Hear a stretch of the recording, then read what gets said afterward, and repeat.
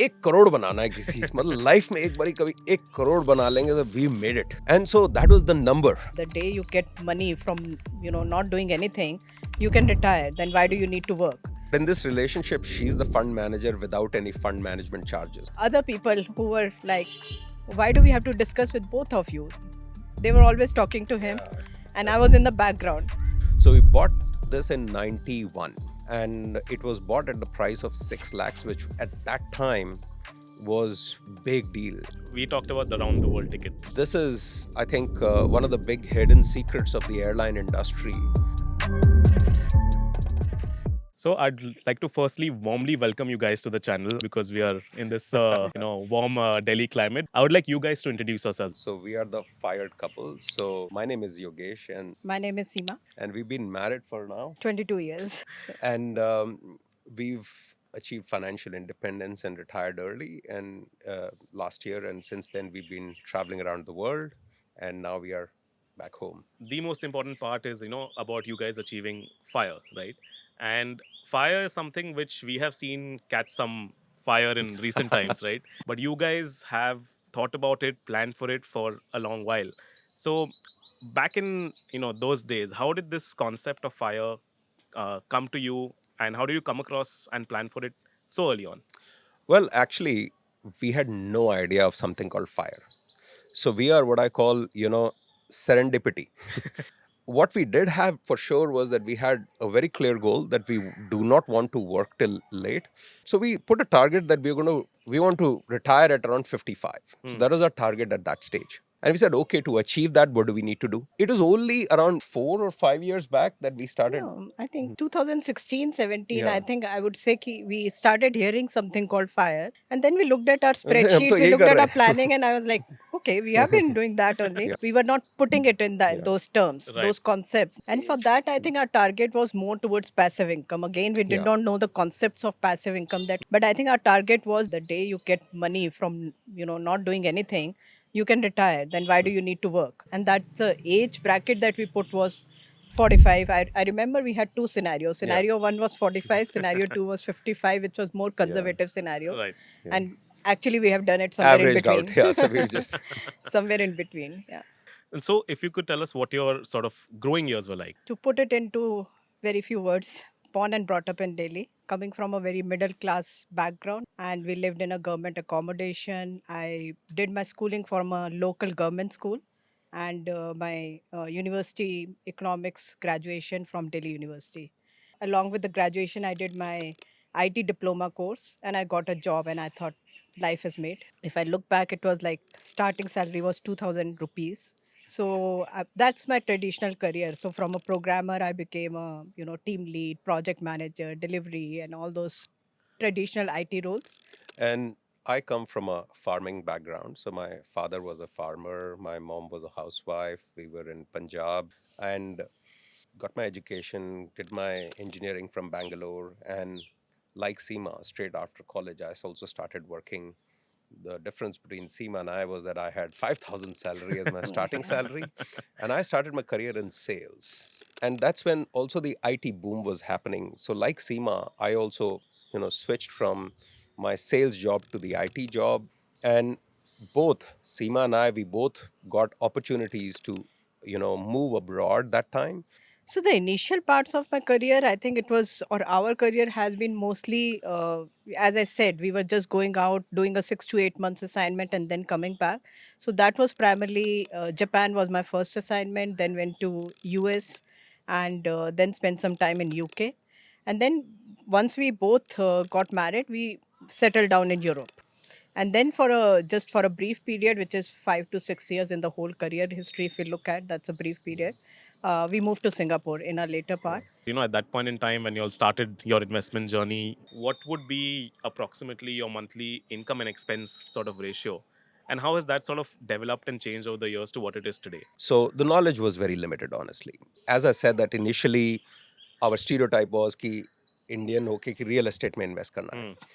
So it's going to be a very out of whack graph because we started from, at least in my case, 5,000 rupees to somewhere around hundreds of thousands of dollars at senior leadership positions. But one thing we made sure that doesn't matter what kind of investments or expenses, anything comes into the way, that we will save at least 30% of our total monthly salary. When we were in India, the savings were, I would Hmm. say, whatever were there were mostly in National Savings Certificate, PPF, and the Hmm. others. But when we went outside from 98, 99, from there onwards, whatever was saved, we put it in this real estate. So that we continued doing so till the end. And what it did was, because our investments started creating income on their own, that by the end of our retirement goal, or by the last few years, we were able to save almost 100% of our salary. So if you have to plot the graph, you will see that our, not just the salary has grown, our expenses have remained more or less not in that same, but that salary growing, but the savings has increased dramatically. When we moved out of India, I think that is also an Indian mindset that we Hmm. had, that look, we are going outside for saving. So we were Right. not going for, a lot of fun, but it was that ki save karna hai. But quite quickly, I would say I would put something around 2005, 6. So that's like 3 years after we moved out, that we Yeah, started we taking settled kind of, those yeah. So, settled, and then we started taking this investment planning more seriously. I think the interesting part you spoke about is, getting the money by not doing anything enough to cover your expenses. So to arrive at that number, and I mean, everyone talks about the number, the the fire number, the FI number. What was that number? yeah. So we are right now anywhere upwards of 35x of our annual expenses towards the corpus. I would like to know the process which you used to arrive at that number. Like, what was the calculations behind it, and what was the thought Yeah. process behind it? In the early part of our career, when we were just about, doing these, as Seema said, these stints we were coming, we both sat down and said, यार कि 1 करोड़ बनाना है किसी, मतलब life में एक बारी कभी 1 करोड़ बना लेंगे, तो we made it. Right. And so that was the number. So I think we started a career somewhere in 98, and it took around 2010 that we went from 98 to 2010, so 12 years of working even internationally, to go to the point of 1 CR. But then the next CR and the after that became easier, because that the first 1 CR is always the toughest Right. one. So that took us the longest time. And after that, it did not become about 1 CR or $1 million. It just became about, you know, can we sustain our expenses? Right. Can we manage our lifestyle within the income that we are able to generate? I think we just started focusing more on passive income at that time, Hmm. because we said, while we have achieved this number, why not achieve the passive income number also, which was in our mind always. So let's talk about how you have got that passive income flow, and what percentage of your income right now is from passive income. Is it 100%, or is something you guys are doing now separately? How is that working? Passive income essentially is of rental income from real estate. Right. It's from dividends. It is from interest. And Hmm. right now, it last year has been very good for putting fixed deposits Hmm. or buying bonds with the interest rates are being Right. very high. So it's mix of multiple components as such. And right now we are around, I would say, 70 to 80% Yeah. of our expenses from our passive income.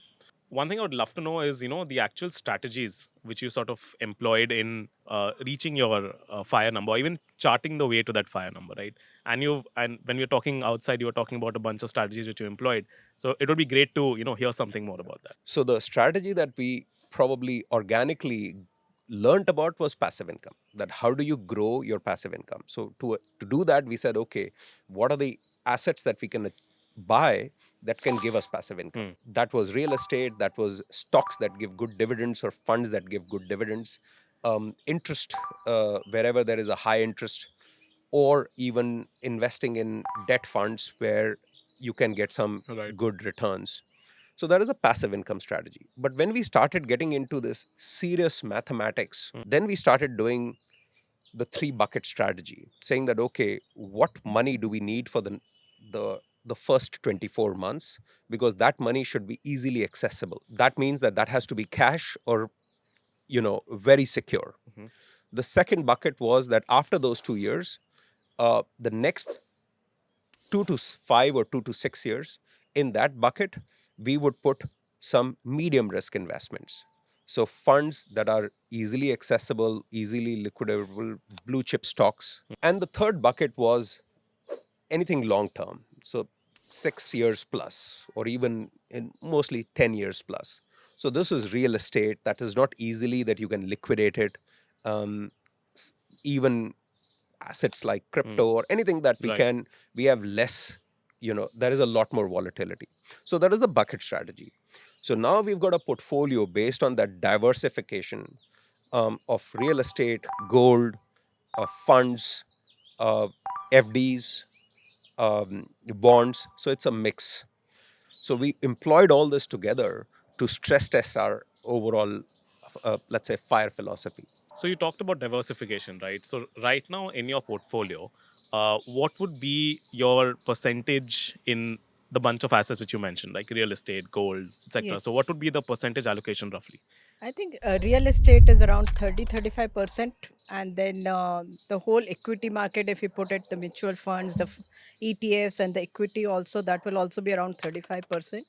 And then the rest 35 is either, or 30 actually, is either the cash or the fixed deposits or something which Gold is and more somewhere. liquidable. Yeah, gold is also there. Gold is also in that one. It's Yeah, probably. it's also in that one. So I Hmm. think it's 35, 35, and 30 percentage. Yeah. Got it. And if you look at our investments, India and abroad, 50% in the Indian market and 50% outside India. This is a beautiful house which you are sitting at, having conversation here. When did you purchase this house? And, what are your sort of goals? Are you planning to retire here? What was the investment which went into it? What was the planning which went into it?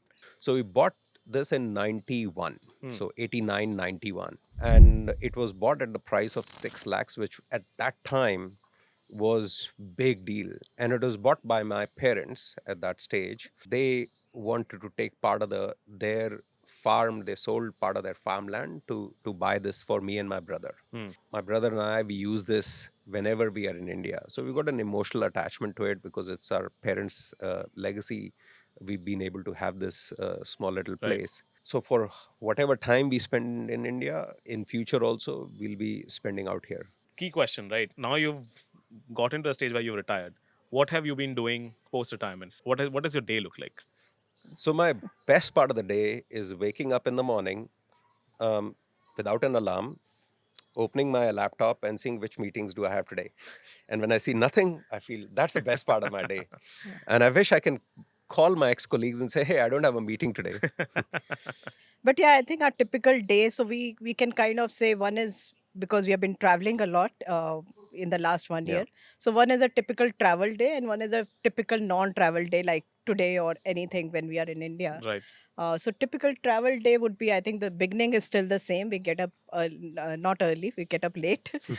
We have our nice Cup of tea chai. ritual because we Yeah. need to have our cup of chai, and then we, as it's a travel day, so we plan that okay, what are we going to do today. It's more spontaneous depending on weather, what we would like to do. Some things we have to really plan in front if we have signed Hmm. up for something, but mostly it is what are we planning to do today, what do we feel like doing today. So that's, I think, then we go, mostly we have been doing hiking. That's a newfound hobby, we Hmm. didn't know we would love. And then we come back in the evening and then it's like cooking at home, and I think that's most takes most of our day. And let's talk about traveling, right? We talked about something called the round the world ticket. Yes. If you could, like, tell us what this is exactly, and what it entails. What is the experience? What does this Yeah. experience entail? This is, I think, one of the big hidden secrets of the airline industry, that all these alliances like Star Alliance, Right. uh, Sky Team, they each of these alliances, they have these round the world tickets. So which is part of their alliances, and these tickets are priced by the number of miles you fly Hmm. rather than the destination you go, or Right. rather than the peak time that Okay. you go. So these tickets are super discounted. So there are certain rules for these tickets. So one is, for example, that you have to, if you go from east to west traveling, then you have to follow that direction. The other is that you have to complete this entire world trip within 365 days, and you can stop at maximum of 15 cities in the Right. world. So as long as you're within the guardrails of these rules, it's a amazing amazingly discounted price ticket. We would recommend to anyone Mm. who can do this slow travel and are looking for multiple country travel, I think that's a very good solution for a pricing point of view, and also that it gives you a lot of flexibility Yeah. also. This round the world ticket is there, of course, but what is your goal? How many countries do you want to travel? I think our goal would be that if we are physically capable enough, that we would like to do um, all the countries possible in the world. And I've also made a video about this actually, that I categorize our life into three types of years: the go go years, the slow go years, and the no go years. So the go-go years is typically when your body and your mind and your health, everything is raring to go, and we are in that stage right now. Right. So before we get into our slow-go years, where something in our body or our mind kind of lets us to take it easy, we'd like to explore as many countries as possible. So we'd like to go to even Antarctica. We've been, exploring about that option also, and so visit as many countries as possible. Lovely. And what are, I'd love to know one or two wonderful travel experiences or stories during these travels that you've done. So my favorite would be the bear encounters. So in the wild, and they were big bears. They could have killed us also. So it was fortunately that didn't happen. So we are here. And I think one question I wanted to ask is, in this planning journey, sort of planning it together, like, bringing your finances together as you talked about when you got married and to now, did that make it easier to sort of achieve this fire goal? What are your thoughts on that? Absolutely. Absolutely. So Seema is the master of ceremonies. So she manages all the Excel sheets and everything when I it love comes. Excel. At the end of the month, every month, for the last almost 15 to 16 years, every month at the end of the month, we sit down and we check our expenses. Seema provides a report by the end of the month, like a investor, fund manager, on our how is the portfolio performing. So another thing is that I think we were very aligned that we have to do this together, but it's the other people who were like, "Why do we have to discuss with both of you?" They were always talking to him, Yeah, and I that's was a in the yeah. background. That's a very interesting thing. Actually, there is a gender bias. Hmm. Whenever we've ever sat down for any mortgage advice or any finance advice, the person always looks at me, and I'm looking at Seema to force that person. Yeah, it's there. I Yeah, think it's only in 2, 3 meetings that they get the idea that yeah, okay, it is together. I don't Right. think they still get an yeah, idea that it could be only me, but at least they've got the yeah. idea of being it together. That's Yeah. fine. But in this relationship, she's the fund manager without any fund management charges. So, we are very happy. So we You don't don't need know to the pay. charges. Maybe there are. I mean, you're not the one Yeah. monitoring it. Yeah, that's the problem. I need to get more into that. Yeah. So I think we've obviously spoken about how you guys feel so strongly about couples planning their finances together and going towards that common goal. Any advice you'd want to give to couples who want to start doing this or who have no idea on how to do this together, on what's the best way forward to plan finances as a couple? One is discuss financial goals together. As a family, you have one goal, but you can also have, let's say, somebody says, I want to travel a lot, and the other person says, no, I don't want to travel a lot. But then, if one person wants to travel, you have to budget for that. So, and it's not about that you have to question each other. The thing which is missing right now is the conversation itself. People Yeah. just say, why do we need to discuss? Somebody's taking care of finances, Yeah. and let it be Yeah. that So way. I think that one also, the conversation, in my view, doesn't happen because as a couple, people fall into the gender stereotypes, Hmm. where a wife will say, hey, this is not my stuff, you handle it. Yes. Well, the husband says the other way, that don't worry, I'm handling it. So that itself closes the chapter of that conversation because Right. you're in that stereotype. As we keep saying, that retiring early, that's, you may or may not want to retire, it's an option. It's the financial independence that everybody should seek for. That's the main thing, and that would be my advice. Thank you for watching and supporting our channel. If you like the stories we tell, here's your chance to be a part of it. If you or anybody you know has an interesting financial journey to share, then please fill the form in the pinned comment below and we'll get in touch with you.